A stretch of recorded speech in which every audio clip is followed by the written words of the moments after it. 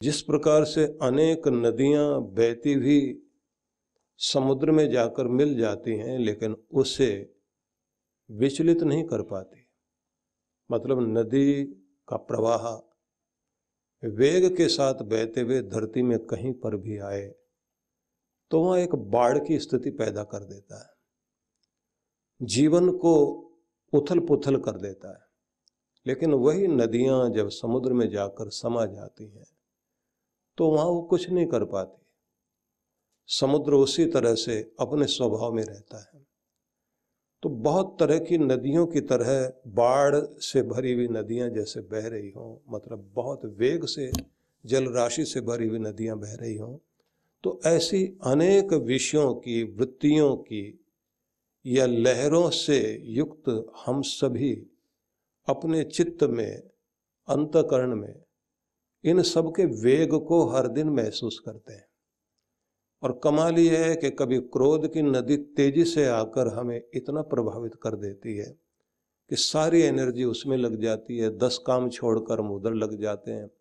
निराशा, हताशा, कोई भी इस तरह की निराश करने वाली लहर आ गई, एक छोटी सी धार ही आई है नदी की, उसका प्रभाव इतना अद्भुत होता है कि हमारी सारी शक्ति उस दिन जो है खो जाती है और हम इतना डल फील करते हैं। आपने देखा होगा निराश आदमी घुटनों में सिर रख करके बैठा होता है। डर की कोई तेज बहती हुई नदी आए, कोई लहर आए, उसका परिणाम क्या होता है कि हम अपनी ताकत तो भूल ही जाते हैं। एक कंपन शुरू हो जाता है पूरे शरीर में, और जैसे खून में भी रंगत नहीं रही, लोगों का रंग पीला पड़ जाएगा। अधिक दबाव आ जाए डर का तो व्यक्ति रातों रात बूढ़ी जैसी स्थिति में पहुंच जाता है, और ज्यादा कुछ हो जाए तो हार्ट अटैक तक हो सकता है। तो आप समझ सकते हैं कि ये लहरें आकर किस तरह प्रभावित करती हैं। लेकिन श्री कृष्ण ने एक बड़ा ही अद्भुत प्रयोग मनुष्य समाज के लिए किया भी और बताया भी। गीता जो है वो 18 अध्यायों की गीता है, 700 श्लोक हैं, और ये उस समय में गीता दी गई जब युद्ध की भूमि में दोनों तरफ की सेनाएं अपने शौर्य को दिखाने के लिए खड़ी थी। तो ऐसे में 18 अक्षौहिणी सेना आमने सामने थी। 18 दिन तक युद्ध चला। तो उसमें जो महारथी थे, मुख्य महारथी, वो भी 18 ही थे। तो ऐसी बात अद्भुत रही कि उस 18 को ध्यान में रखकर व्यास ऋषि ने कृष्ण भगवान के संदेश को जब लिखा तो उसे 18 अध्याय में बांट दिया, और 18 अध्याय में बांटा तो उसका भी एक कारण था, क्योंकि श्री कृष्ण भगवान ने 18 सूत्र ऐसे दिए जो स्थित प्रज्ञ व्यक्ति के बारे में दिए। स्थित प्रज्ञ व्यक्ति जिसकी बुद्धि समुद्र जैसी स्थिर बुद्धि हो, विचलित ना होती हो, अडोल बुद्धि हो, जो व्यक्ति अपने आप को संभालना जानता हो। जैसे आप लोग अपनी सामान्य भाषा में कहते हैं कि किसी जगह पर, किसी घर में कोई समझदार आदमी हो तो वो सब कुछ संभाल लेता है, अपने घर की समस्याएं भी सुलझा लेता है, मोहल्ले भर की भी समस्याएं सुलझा लेता है। लोग जो है अपने फैसले कराने के लिए उसके पास आते हैं कि हमारी ये समस्या आप ही समाधान दीजिए। तो जिसके पास समाधान देने की प्रक्रिया है, तो इसका मतलब है कि उसके पास में एक समझदारी वाली बुद्धि है। तो ये विवेक वाली बुद्धि जो है, विवेकनी बुद्धि जिसके पास आ गई तो एक बड़ा गुण है। लेकिन उसमें भी शांत बुद्धि, भक्ति वाली बुद्धि, और ऐसी बुद्धि जो हितकारिणी है, हित करने वाली बुद्धि। तो ऐसी बुद्धि जो धर्म से जुड़ी हुई है, तो ऐसी बुद्धि जो ऋतंभरा बुद्धि बन जाए।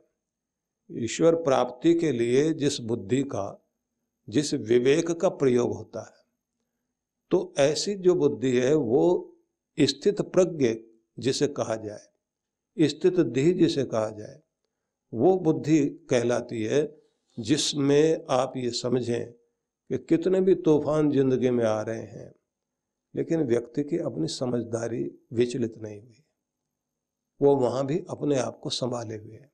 कोई डर डरा ना पाए, क्रोध विचलित ना कर पाए, निराशा दीनहीन न बनाए और कोई अहंकार उसको अकड़ने न दे और कोई अपमान हीन भावना ना आने दे।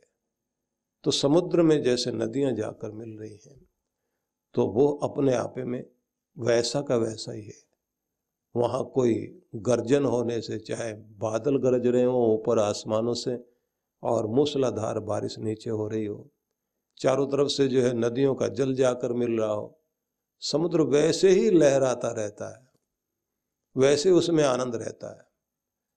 हालांकि समुद्र के अंदर भी ज्वार भी आता है, भाटा भी आता है, वो चंद्रमा को देख करके आता है। चंद्रमा जैसे जैसे बढ़ता है उसकी कलाओं के अनुसार समय निर्धारित होता है कि लोग पहले से ही सबको अनुमान होता है कि आज इतने बजकर इतने बजे तक ज्वार आएगा।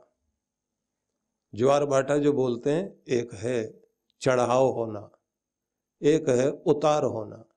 तो भाटा उसे कहते हैं जब उसका ज्वार जो है समाप्त होता है। तो यहाँ एक बड़ी बात यह है कि जिसमें ज्वार भाटा भी ना आए ऐसा कोई व्यक्ति हो सके तो उसी को स्थित प्रज्ञ कहा। तो उसके उन्होंने 18 सूत्र दिए श्री कृष्ण भगवान ने। और ये जो 18 सूत्र हैं गीता के, ये समझ लीजिए कि सारी गीता तो इसी में पूरी हो जाती है।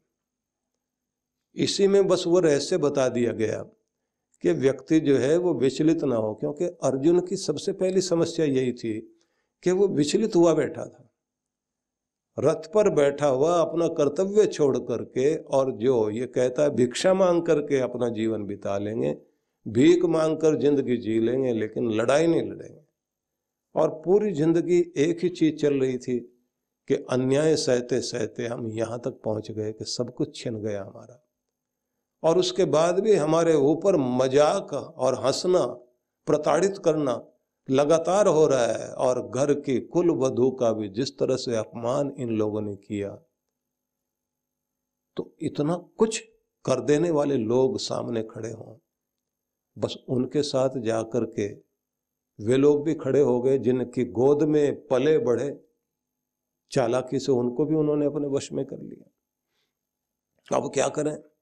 अर्जुन उस स्थिति को देखकर कहता है कि हम ये जो बड़े बुजुर्ग सामने खड़े, जिनकी गोद में हम खेले हैं, जिन्होंने हमें शस्त्र विद्या सिखाई, गुरु द्रोण सामने हैं, जो हमारे घर में संस्कारों की परंपरा को बढ़ाते थे, वो भी हमारे सामने खड़े हुए हैं।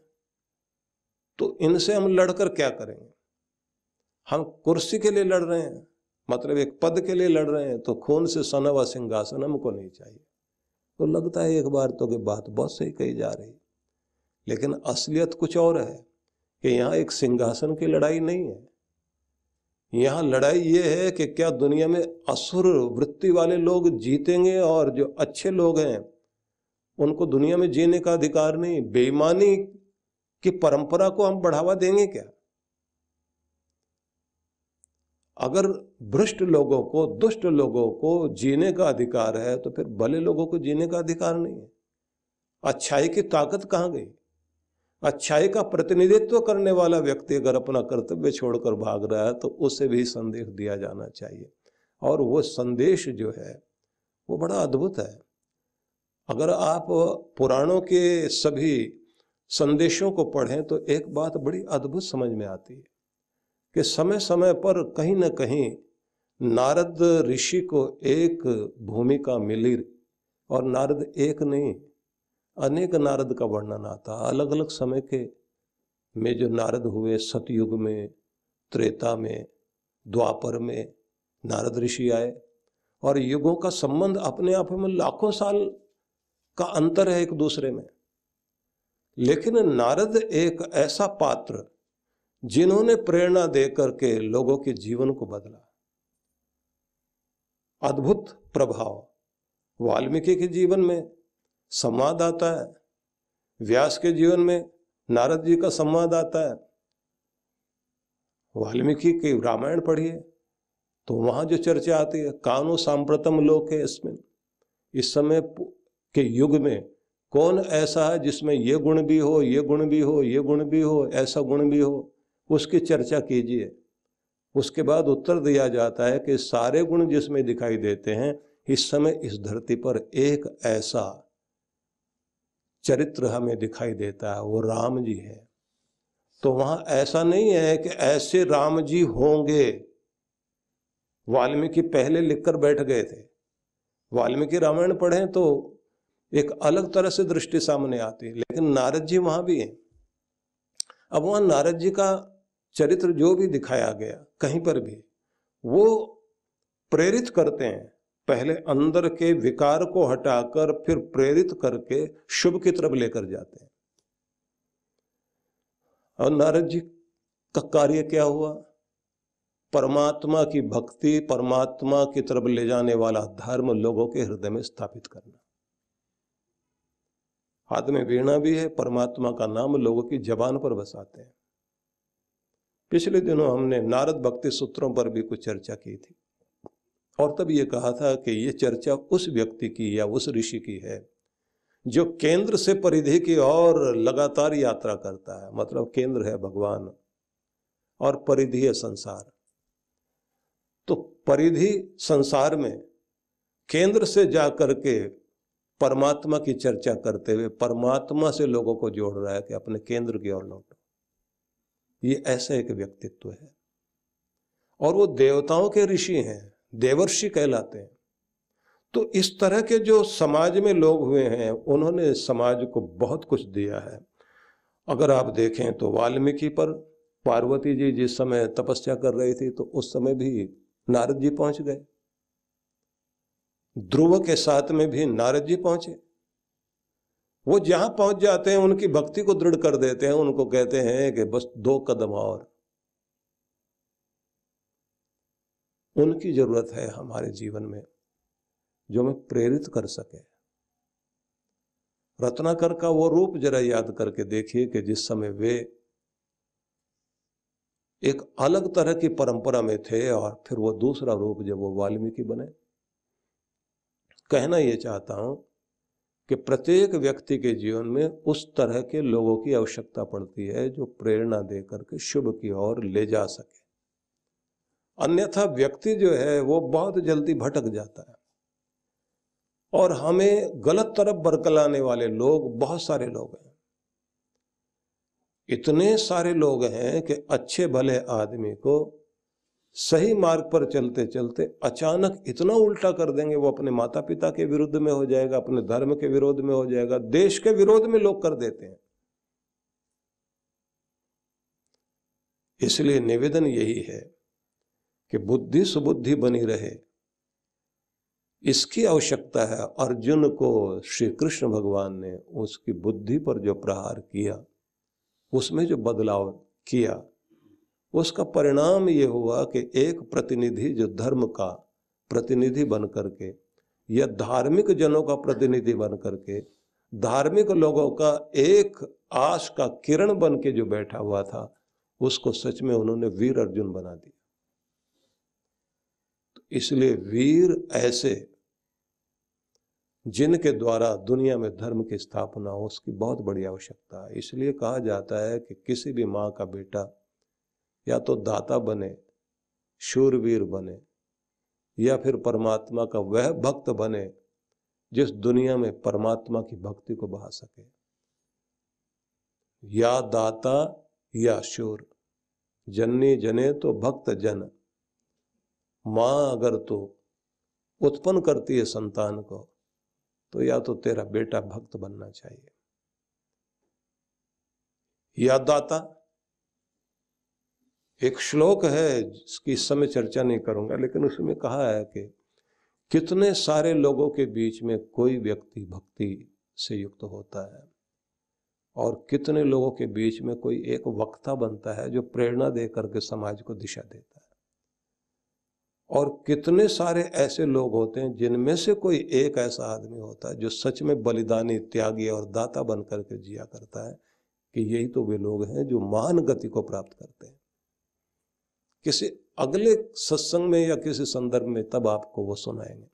तो मैं इसलिए आपसे ये कह रहा था कि जो 18 श्लोक हैं वो बड़े महत्वपूर्ण श्लोक हैं, जिसको हम लोग स्थित प्रज्ञ या स्थित धी के लिए जो भगवान श्री कृष्ण ने संबोधित किए, तो उसी में जाकर के आखिर में जब वो कहते हैं कि यही है ऐशा ब्राह्मी स्थिति, यही है वो स्थिति जहां व्यक्ति के अंदर माना जाता है कि भगवान से जुड़ गया है। प्रार्थनाएं भी अलग तरह की होती हैं ऐसे व्यक्ति की कि मुझसे ऐसा रिश्ता तुम्हारा जुड़ जाए मेरे प्रभु कि मैं हर पल तुम्हारी आनंद की किरणों को अपने हृदय में अनुभव करूं। ये संबंध ऐसा हो जाए कि तुम्हारी शांति की लहरें हर पल मेरे भीतर मुझे शांत करने के साथ मेरे चारों तरफ के वातावरण को भी शांति से भर दें। मेरे संपर्क में आने वाले लोगों को मेरा परिचय नहीं, मेरे द्वारा तेरा परिचय मिले। मेरी वाणी से जो भी शब्द प्रकट होते हैं वो शब्द मेरे ना हो, वो शब्द तुम्हारे हो। तो ये सब चीजें अपने आप प्रकट होने लगती है। इसलिए मैं निवेदन करना चाहता हूं, जो आखिर में वो श्लोक आता है जिसमें भगवान श्री कृष्ण ये कहते हैं, विहाय कामान्य सर्वान् पुमांश्चरति निष्प्रिय निर्ममो निरहंकार सह शांतिम अधिगच्छति। उसे परम शांति मिलती है। किसे? जिस आदमी की बुद्धि समुद्र जैसी हो जाए, मतलब जो जिसका व्यक्तित्व वैसा बन जाए कि कोई भी लहर आकर उसे विचलित ना करे, और समझदारी से ही वो अपना निर्णय ले। अगर युद्ध भी लड़ना पड़े तो उसकी समझदारी उसमें रहनी चाहिए। उसे ये लगे कि मैं एक डॉक्टर की तरह सर्जन की भूमिका निभा रहा हूं, और उसमें कभी कभी आपको भी काम करना पड़ता है कि जंगल में चलते चलते किसी के पांव में कांटा लग जाए, अब उसे निकालने के लिए, क्योंकि कांटे का नोक जो है कई बार चमड़ी के अंदर टूट जाता है, अब बाहर से देखें तो पता नहीं लगता। अब जंगल में रहने वाले लोग क्या करते हैं, कंट के नेव यथा कंटकम, कांटे को निकालने के लिए एक कांटा और लेके आते हैं, और उससे जहां चुभा हुआ है कांटा, हल्का सा चमड़ी को उसकी नोक से हल्का सा खोल देते हैं, और उसी की नोक से कांटे को खींचते खींचते बाहर ले आते हैं। ना दर्द होता और ना समस्या होती, कांटा निकल आता है, और उसके बाद वहीं खड़ी हुई औषधियां होती हैं, उनका रस थोड़ा सा डाल दें, न वो पकेगा न दिक्कत होती है। गांव में रहने वाले लोग ज्यादातर ये करते हैं, क्योंकि वहां पर जो है खेत में काम कर रहे हैं आप, तो पानी भी भरा हुआ है, तो हर जगह जूता पहन के तो आप नहीं दौड़ सकते, नंगे पांव दौड़ना होता है, कहीं ना कहीं कांटा लग ही जाता है। तो सर्जन बनकर के आपको अपना वैद्य खुद बनना पड़ता है। तो कभी कभी आपको जो है ऐसा सर्जन बनना पड़ता है, अपना कांटा भी खुद निकालना पड़ता है, दूसरे का भी निकालना पड़ता है। लेकिन वहां अनाड़ी बन करके आप अपने को घायल कर लें, ऐसा तो नहीं होता। तो कभी कभी आपको समझदारी से, बुद्धिमत्ता से इस तरह के कदम उठाने पड़ते हैं, अपने लिए भी दूसरों के लिए भी लड़ना पड़ता है, लेकिन वो लड़ाई भी समझदारी की लड़ाई होती है, मूर्खता की लड़ाई नहीं। सद्गुरु श्री सुधांशु जी महाराज द्वारा मानव सेवा को समर्पित संस्था विश्व जागृति मिशन वर्ष 1991 से धर्म, समाज एवं मानवता की सेवा में संलग्न है। यह संस्था 90 मंडलों, सेवा केंद्रों के माध्यम से न केवल भारत अपितु देश के बाहर अनेक देशों में सेवा के कार्य कर रही है। संस्था की स्थापना से लेकर अब तक विगत 30 वर्षों में जहां लोगों को सन्मार्ग पर प्रेरित करने के उद्देश्य से गुरुवर ने 7000 से अधिक प्रवचन दिए हैं, वहीं देश के राज्य की राजधानियों व प्रमुख नगरों में लगभग 40 आश्रम, 25 मंदिर, सत्संग भवन व ध्यान साधना केंद्रों का निर्माण हुआ है। दिल्ली में करुणा सिंधु धर्मार्थ अस्पताल एवं फरीदाबाद के आरोग्य धाम अस्पताल में लाखों जरूरतमंद रोगियों का उपचार व ऑपरेशन किया गया है। अनाथ गरीब बच्चों के लिए सूरत में अनाथाश्रम, दिल्ली एवं कानपुर में गुरुकुल, फरीदाबाद में ज्ञानदीप विद्यालय, मुरादाबाद में सृजन प्राइमरी स्कूल, झारखंड के रुक्का खूंटी गांव में आदिवासी बच्चों के लिए 2 पब्लिक स्कूल समेत दिल्ली में उपदेशक महाविद्यालय भी बनाया गया है। इन शैक्षणिक संस्थाओं में लगभग 2500 बच्चों को शिक्षित व संस्कारित किया जाता है। दिल्ली के आनंदधाम आश्रम में जहां वृद्धाश्रम एवं वानप्रस्थ संचालित हैं, वहीं आश्रम की कामधेनु गौशाला में 125 गौओं की सेवा की जाती है। कामधेनु गौशाला की तरह ही देश के प्रमुख नगरों में 7 अन्य गौशालाएं भी संचालित हैं। साथ ही पूजा पाठ, यज्ञ अनुष्ठान से लोगों में धार्मिक भावना जागृत की जाती है। गरीब जरूरतमंद महिलाओं को सक्षम बनाने के लिए जहां कई तरह के प्रशिक्षण दिए जाते हैं, वहीं गरीब कन्याओं के विवाह में सहयोग भी किया जाता है। प्राकृतिक आपदा जैसे कि बाढ़, भूकंप, तूफान आदि में जहां मिशन द्वारा प्रधानमंत्री राहत कोष में सहयोग किया जाता है, वहीं जैसे वर्तमान में चल रही महामारी कोरोना संकट काल में जरूरतमंदों को भोजन, राशन किट व सांसों के संकट से जूझ रहे जरूरतमंद मरीजों को देश विदेश से मंगाकर ऑक्सीजन कंसंट्रेटर बांटे गए। मानव सेवा को ईश्वर भक्ति मानते हुए सेवा परमो धर्म के भाव से विश्व जागृति मिशन के सेवा कार्य निरंतर जारी हैं। आइए मिशन के सेवा पथ पर बढ़ते कदमों में कदम से कदम मिलाकर चलें और मानवता की सेवा में दान सहयोग कर पुण्य के भागीदार बनें।